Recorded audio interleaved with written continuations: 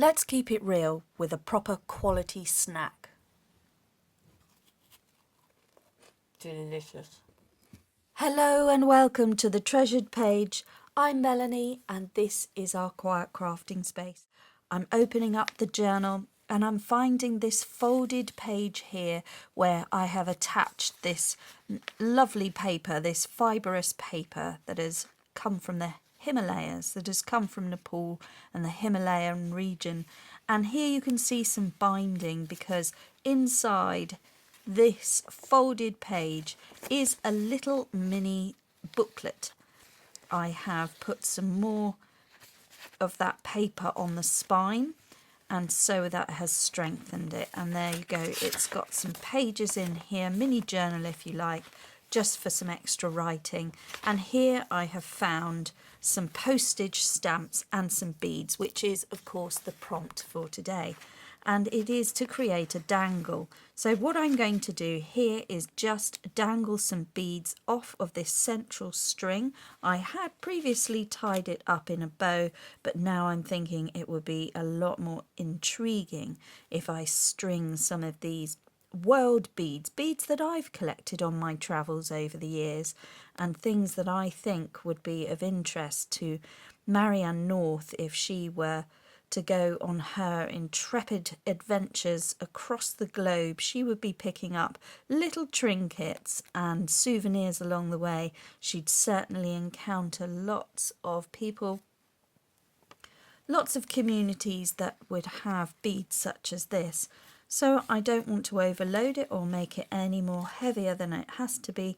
I'm tying a knot here to put a little break in there so the beads can just stop. I'm going to double knot that.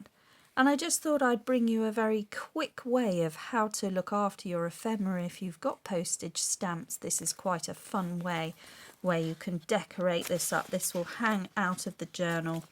And if you want it shorter, you put a little bow in there. So that's going to hang off the journal. And then using this piece here, I'm going to take the stamps. I'm taking the stamps and I will be laying the string in there and then putting my glue. I'm using an art glitter glue here just with a precision nib there that I can get round right up to the edge.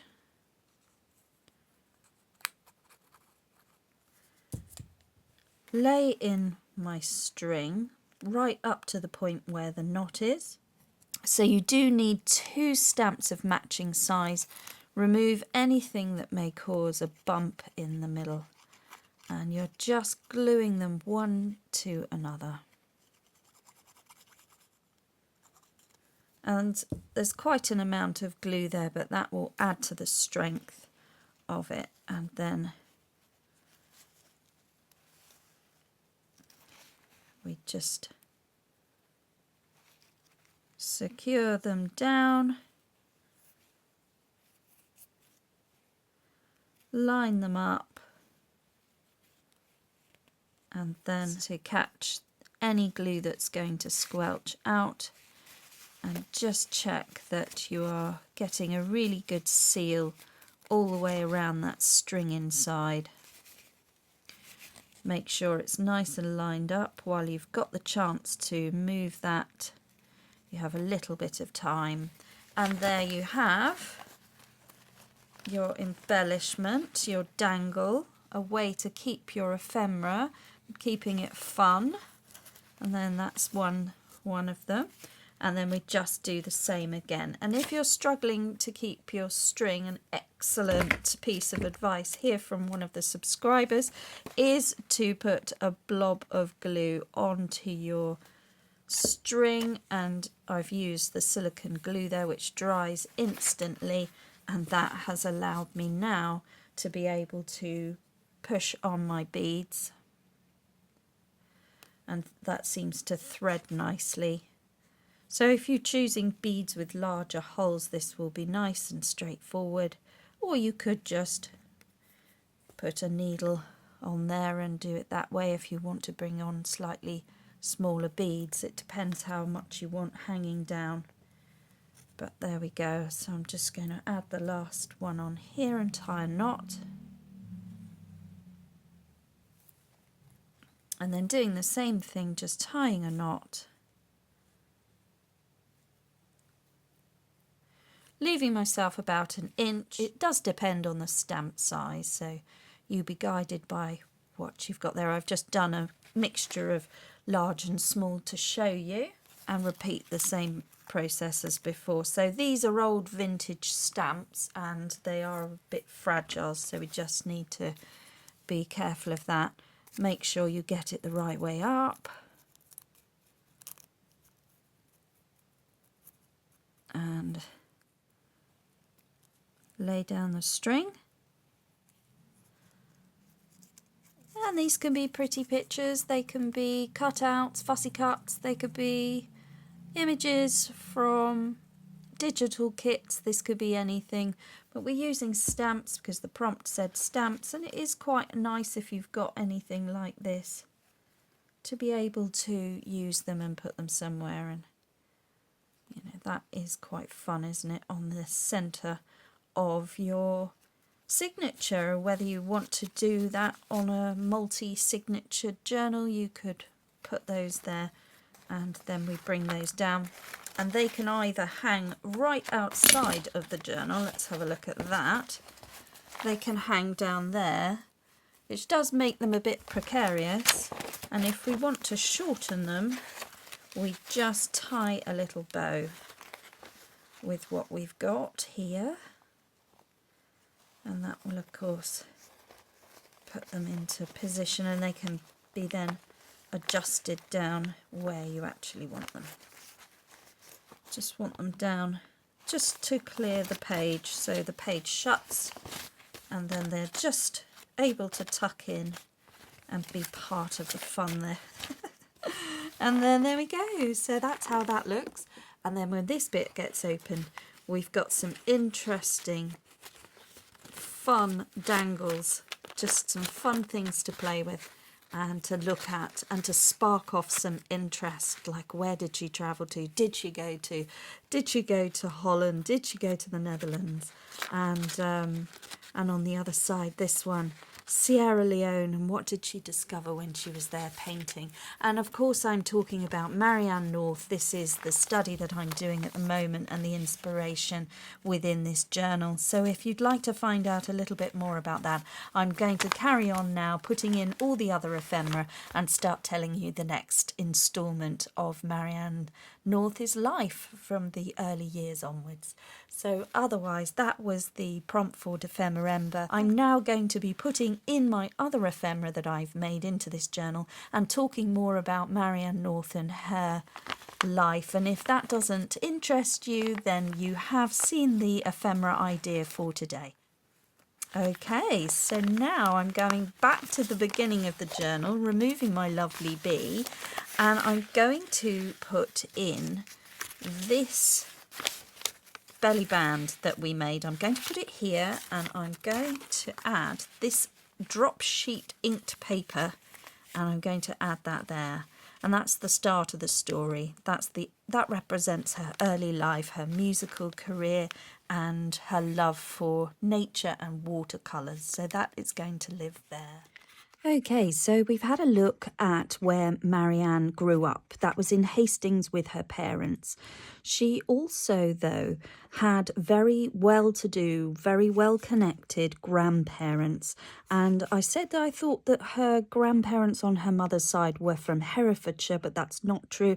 I've got my shires mixed up, and they were actually from Lancashire, with her grandfather on her mother's side being also a member of Parliament for Berwickshire. So that's up in the north of England. And they didn't just have any old home. Oh no. Marianne North's grandparents on her mother's side lived in a very beautiful hall, which you can see here. Absolutely stunning, and it is available for visits to people today as part of the National Trust. So here I'm putting this belly band to represent the musical side of her. And our story begins, as I've said before, when the family travelled to Europe. In particular, they went to Germany and they stayed and lived for a while in Vienna. The story starts when Marianne is 16 and she is learning to play the piano, and she's very good, a very accomplished young woman. She sings and she plays in concerts.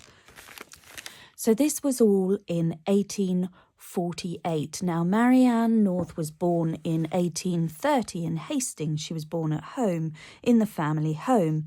And then later, with their father's job, they were travelling around Europe, and they were staying and renting apartments and houses in Vienna and other European countries as well for his part of his role to do work for the British government. Now, during this time, when she's 16, they got involved in riots in Vienna. And that was because it was the time of the European revolutions, and they barely escaped with all of their belongings. In fact, they had to put all their luggage in wheelbarrows and flee Vienna in 1848. So there was all this unrest, and they decided to come home, and also certain trips would get cut short, and it was down to the mother's health. I suppose when you're 16 you don't really appreciate that, but it later in life used to infuriate Marianne when women were not as forthright and as adventurous as she was.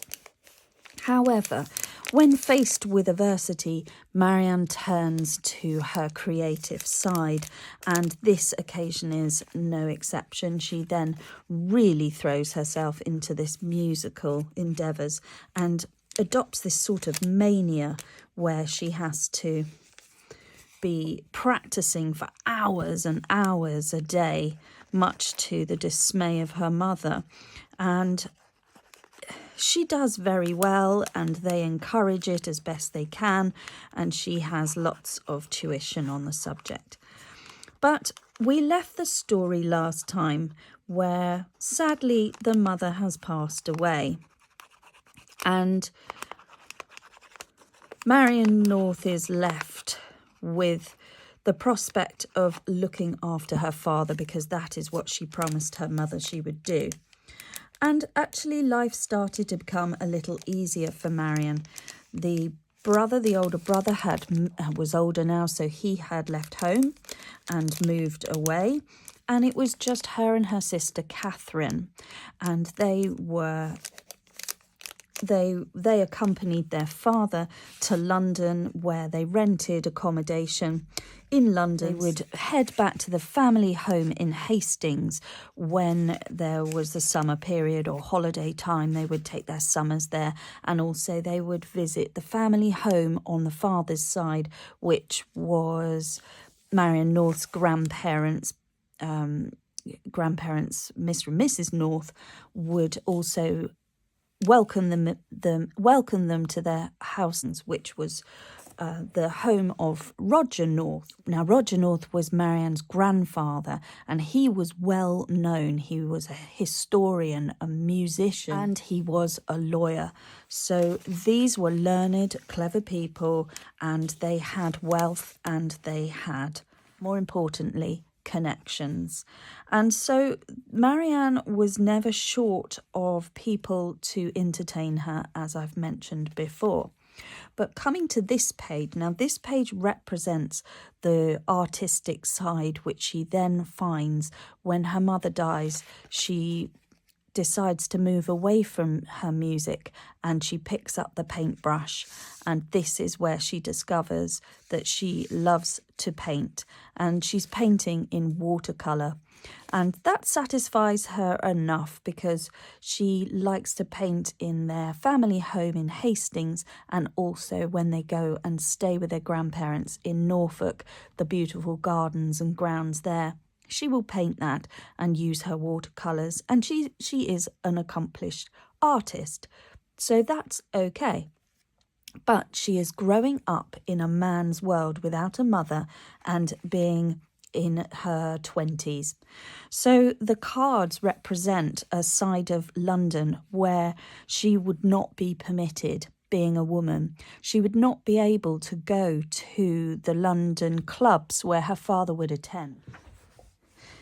Now, we know that this irritated Marianne North. She was very much wanting to learn from anyone who had the education. And unfortunately, it was men that had the education, and she was always wanting to find out more about the world, more about things in general, things that she just couldn't get from her female companions and from friends. So when this is represented here by the drawing room card games that men would take part in, the broadsheet reading that you would have had in the East India clubs in London where women weren't permitted, and the political intrigue and interest that perhaps she just wasn't competent enough in her education to read or understand.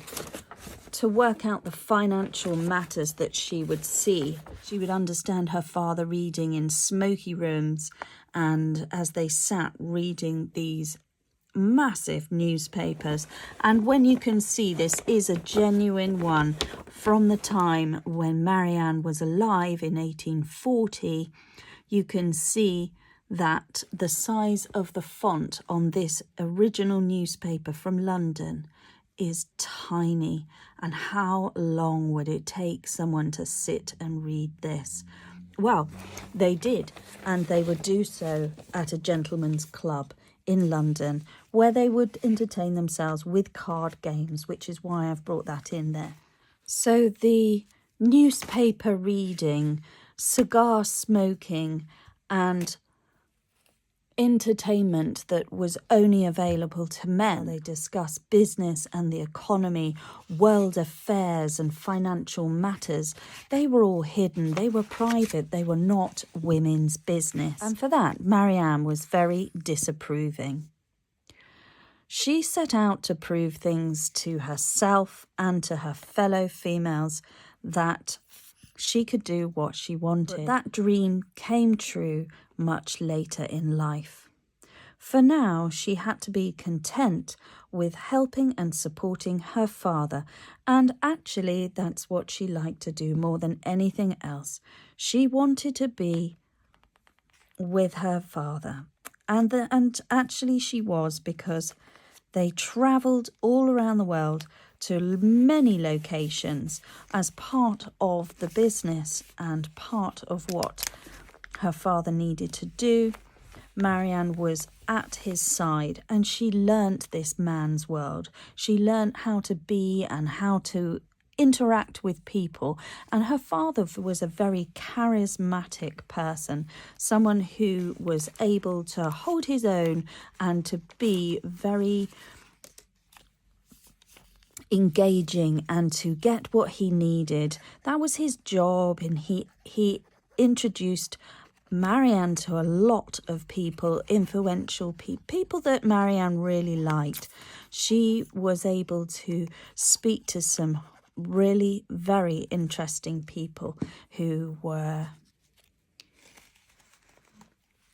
very influential people. The apartments that they stayed at, the accommodation that they had in London had something like 89 steps to get to the front door, and it was done on purpose because the father, when he was at home, he wanted to perturb any afternoon callers, and there were only two people that used to make the visit, and one of them were their very good friends, and that just so happened to be, and this is why this is amazing, because these journals are connected, as I'm finding out, was none other than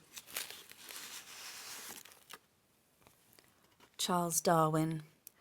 Charles Darwin was a very dear friend of Marianne North's father, Frederick North, and Darwin became one of Marianne's greatest sponsors and friends. And so I'm going to leave the story there, but we will pick this up next time and I will explain more. But I am taking this and it's now going to belong in the correct journal because this is of the right time frame from 1831 when Marianne was born and beyond to the end of Darwin's life in 1882 when Marianne said goodbye to a very dear friend. So this is coming to live in this journal. And we can understand how connected everything is. So thank you very much for watching, and I hope that you enjoyed this page embellishment idea that we had going on here. Today's prompt involved the butterfly and the stamp and the beads from around the world, and I will bring you more interesting information about Marianne North along the way of this series this month. So thank you very much for watching. Have a look at all the links below. The digital kit used here is by Clee Black Creations, and you can visit her on her Etsy site. This is the Golden Autumn, and that is eco print, and then all the beautiful mushrooms. And I am going to be pulling in more ephemera for the mushroom related part of the story, because randomly the fungi and the mushrooms are all part of it, and I didn't know until I've just found out by reading the book. So thank you very much for watching. I'll be seeing you soon, and above everything else, guys, just slow down and make crafting time for you. Bye bye now.